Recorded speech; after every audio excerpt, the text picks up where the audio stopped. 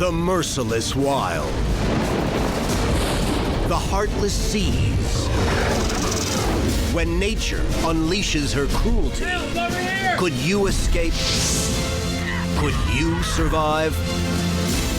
These are the true stories of outdoorsmen confronted by death, armed with raw courage and a will to live. They are the ones who beat the odds and return from their own fight to survive.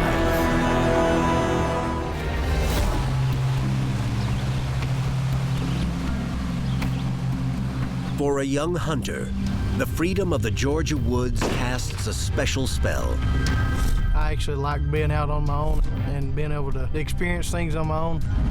Here he can stretch his legs and hone his skills, building confidence in his woodsmanship.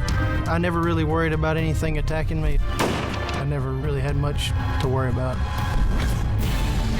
But all that changes when he suddenly becomes the prey to a deadly pack of predators.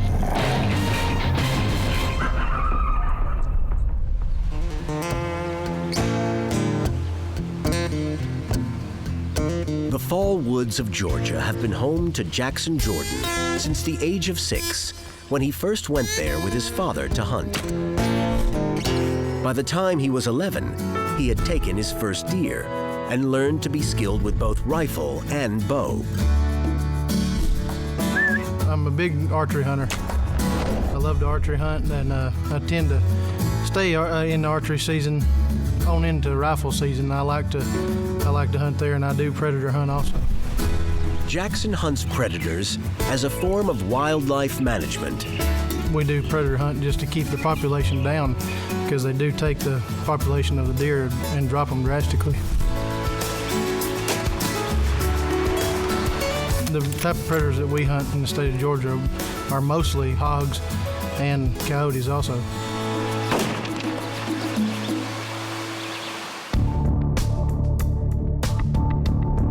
We had seen a lot of coyotes in the area. You know, we'd seen, 10, 11, 12 running together at a time. And you hear them calling in the woods and trying to locate each other and get up and get in a pack with each other. Although coyotes feed mostly on small animals, including lizards and insects, they are more than capable of attacking and killing deer, livestock, and even household pets. Looking missed.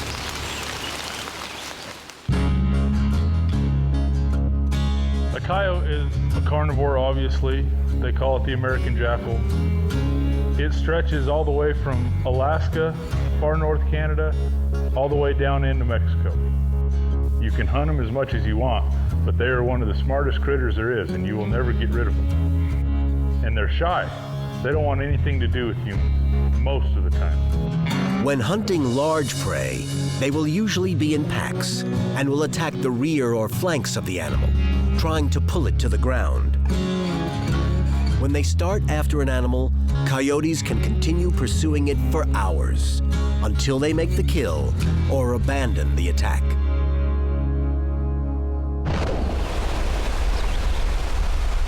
From the time Jackson was 13, his father gave him an increasingly freer rein to roam and to hunt on his own. And for Jackson, it was the perfect situation, as he could not imagine any real threat waiting for him in the Georgia woods he loved. When I was probably 13, my dad started letting me hunt on my own, and that was just from him going out with me and letting me take a deer with him by my side. And he kind of just turned over everything to me when the deer did come out. He didn't really tell me what to do. He just kind of let me go ahead and experience that myself while he was there with me. Nice, you got it. That's awesome. Let's go check it out. Okay. Once he did that, he knew that I was able to hunt by myself. For Jackson, being able to hunt alone was something he often looked forward to at the end of the school day, and he would be in a rush to get out with his bow or rifle while the light lasted. And for him, it was also a way of proving himself as a young man. Going hunting after school to me was more of a independent type thing. I actually liked being out on my own and being able to experience things on my own. I would say maybe a rite of passage.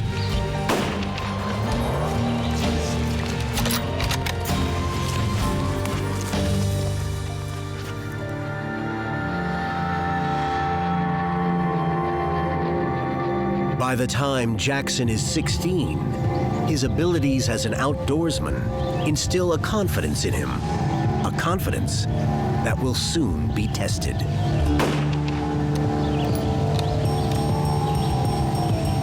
Whenever I started hunting on my own, I never really worried about anything attacking me, especially like not as far as cougars or bears.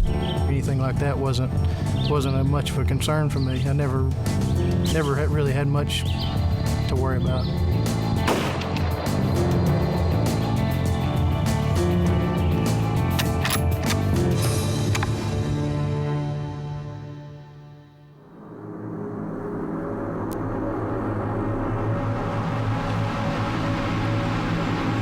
On December 21st, 2003, Jackson prepares for an evening's hunt as he always does. He doesn't expect anything but deer to be waiting for him when he gets into the field. It was later in the year, very cool outside. Got everything ready, got all my gear together, and got in the truck and went back out to the woods. And just didn't plan to be able to sit very long, just because I knew that I wasn't going to have a lot of time. So when I got there, I drove to the stand. I left my truck probably 175 to 200 yards around a short finger of woods on the other side. It was a very pretty evening. It was, like I said, it was pretty cool. I had all my thick cold weather gear on.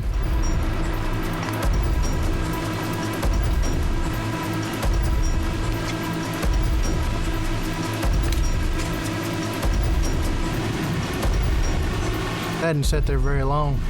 I had heard some noises and thought that I heard somebody, getting in my truck or something, or something along the lines of that. So I sat there for a little while longer, and I wanted to go check it out just because I was a little nervous about it. Jackson starts back to his truck. The next 200 yards will suddenly turn into the longest walk of his young life.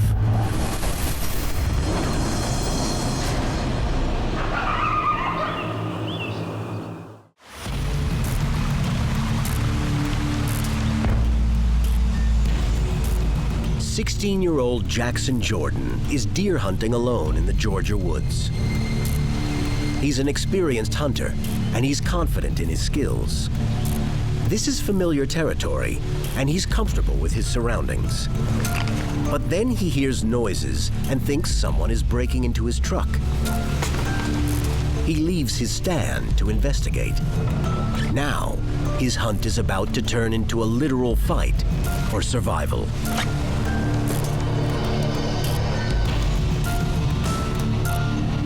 So I walked back towards my truck, and I'd probably not made it 50, 75 yards from where I had been sitting. And I heard something running behind me. In my mind, I'm thinking, I've jumped a deer up. I shouldn't have got up out of the stand and come back over here. It is a coyote, determined to take Jackson to the ground. I turned around and it just caught me off guard, and I actually had a coyote leaping at me. A vicious coyote has sunk its fangs into Jackson's right arm. It bit me and knocked me down onto the ground, and I dropped my rifle. As he struggles with one attacker, he realizes that more are coming up behind it. There was 3 of them all together. They were snapping, trying to bite me.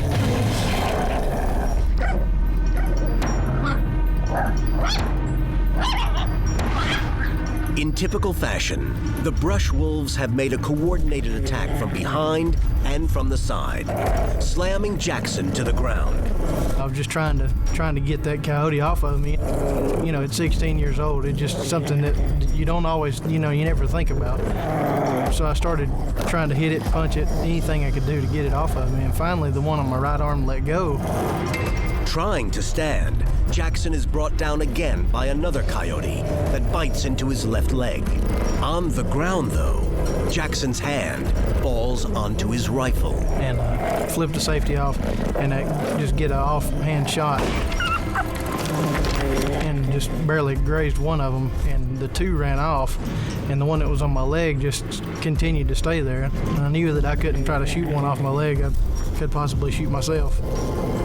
I just started hitting it with the rifle or in my hand, anything I could do to try to get it off of me. Finally, it let go.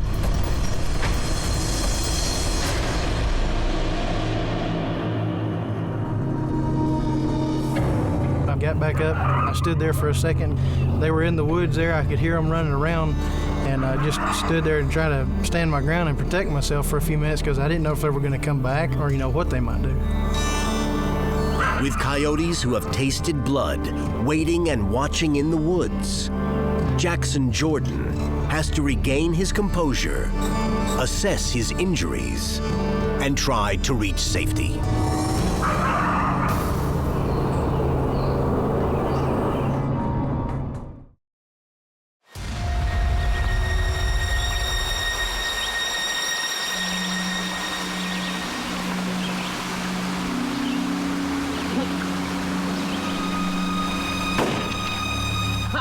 Nice, you got it. The Georgia woods have been a second home to 16-year-old Jackson Jordan since he started hunting them with his father when he was 6. But all that has changed in mere minutes, as he has just experienced the fierce, predatory assault of a pack of coyotes.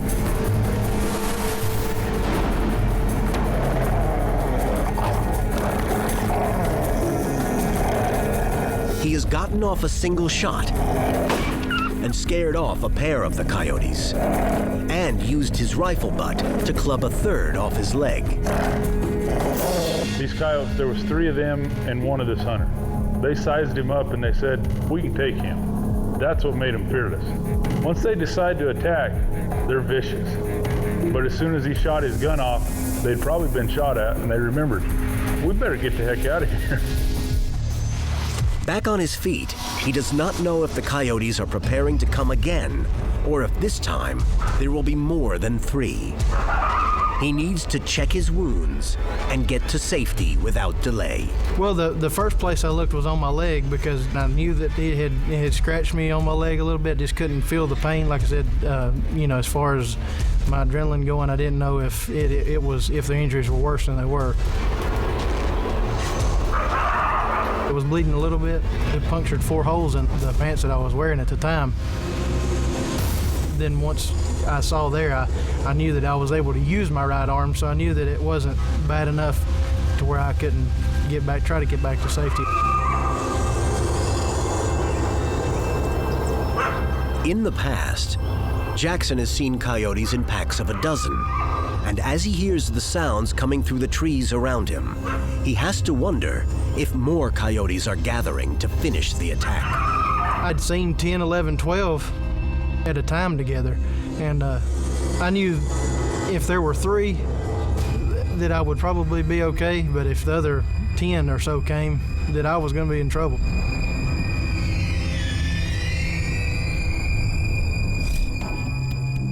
A coyote may stand just 2 feet at the shoulder and weigh only 25 pounds, but the coyote is a 2-million-year-old survivor of the Pleistocene, able to run at over 40 miles per hour. And in packs, it's like a school of piranha. Over the years, 35 coyote attacks have been verified in California alone. Because of their size, coyotes do not kill quickly, but must depend on repeated bites. At least twice, such attacks have proved fatal. One in the early 1980s in Southern California involved a toddler dragged from her yard and into the street, the young child dying later in the hospital from her injuries. Coyotes will usually avoid humans at any cost. They're almost nocturnal in most places because of the hunting pressure, and you rarely ever see them. You can't hunt the coyotes, and so they're losing their fear of humans because there's no threat.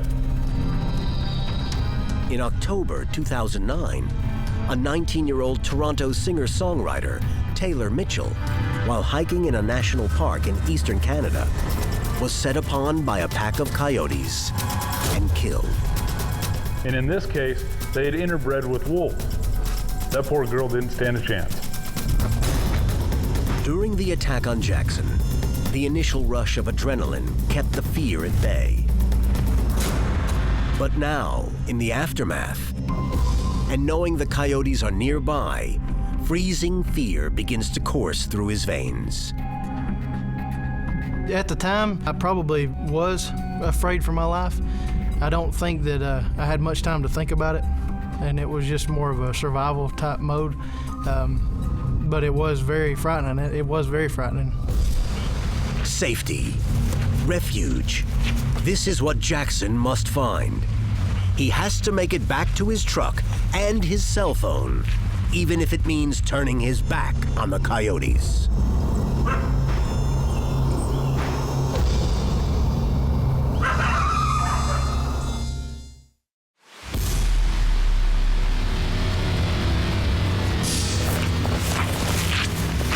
At 16, Jackson Jordan is hunting deer in his native Georgia woods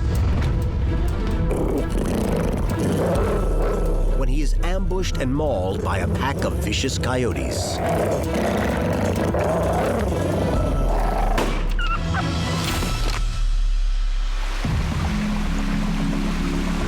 As Jackson retreats to his truck, it is like he is awakening from a walking nightmare.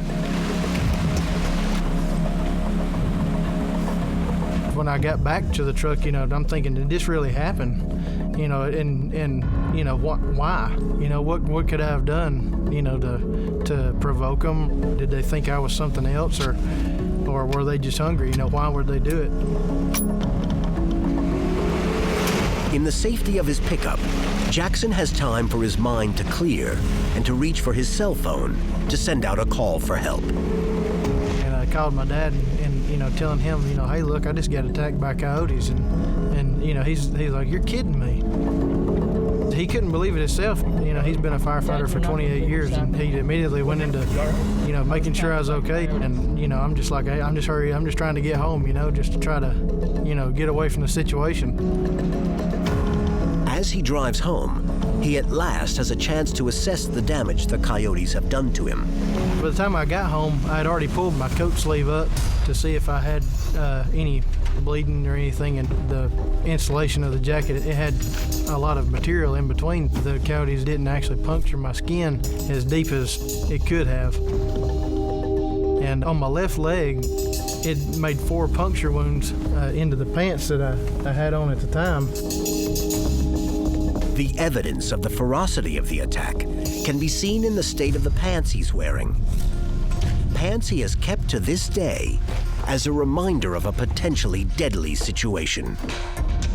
These are the actual pants that I was wearing at the time, and the 4 puncture holes, these are the 2 top teeth, the top canine teeth, and these are the 2 bottom ones here.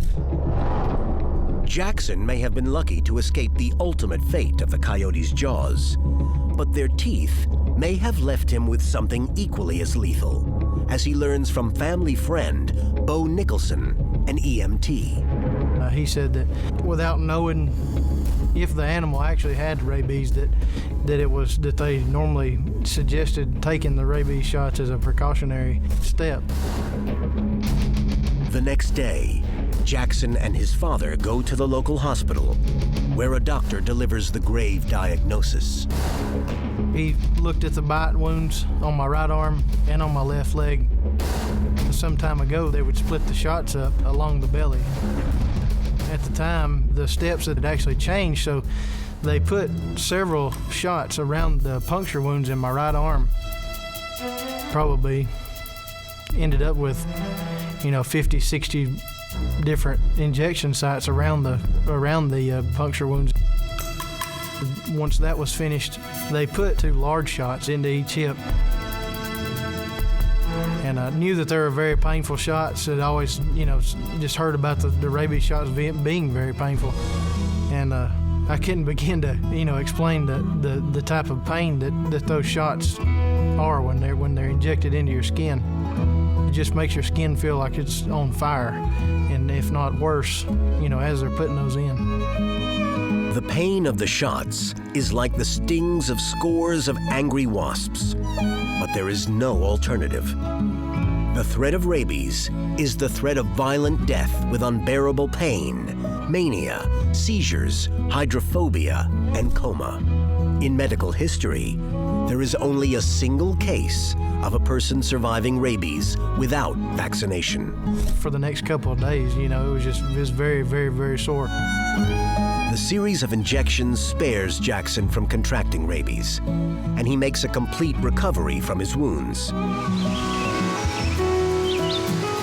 And the attack does not keep him from returning to the woods to follow his passion for hunting. After the attacks from the coyotes, I did go back and hunt in that area. Even though Jackson still loves the woods, the sight and sound of coyotes there can cast a chilling shadow over him. When you do hear them, it does make your skin, kind of crawl and your hair stand up a little bit, even now.